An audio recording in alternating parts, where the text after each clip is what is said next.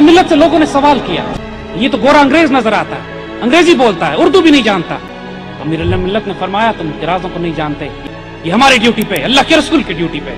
कायद आज़म को एक कुरान पाक का तोहफा भेजा, उसके साथ एक जाय नमाज भेजा, उसके साथ एक तस्बीह भेजी। कायद आज़म ने जवाबी खत तहरीर फरमाया, शुक्रिया अदा किया, फरमाया अमीर मिल्लत आपने मुझे कुरान पाक इसलिए भेजा है कि मुसलमान हुक्मरान के लिए लाजिम है कि अल्लाह के हुक्म को जाने, कुरान को समझे, कुरान को नाफिज करे। आपने मुझे जाय नमाज इसलिए भेजा है कि जो अपने रब की अताअत ना करे उसकी अताअत उसकी कौम। आपने मुझे तस्बीह इसलिए भेजी है ताकि मैं अल्लाह के रसूल पे दरूद शरीफ पढ़ूं कि जो अल्लाह के रसूल पे दरूद नहीं पढ़ता उस पर अल्लाह की रहमत नाज़िल नहीं होती।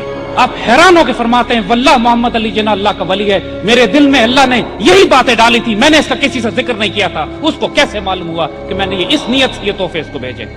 अल्लामा शबीर अहमद उस्मानी से जब ये पूछा गया कि रातों रात आप तब्दील कैसे हो गए, फरमाया मैं भी कायद आज़म का मुखालिफ था, लेकिन रात में ख्वाब में हुजूर सल्लल्लाहु अलैहि वसल्लम की ज़ियारत नसीब होती है, आपके साथ कायद आज़म खड़े होते हैं, हुजूर कायद आज़म की तरफ मुखातिब करके फरमाते हैं ये मेरा सिपाही है, इसकी मुखालिफत न करना कभी।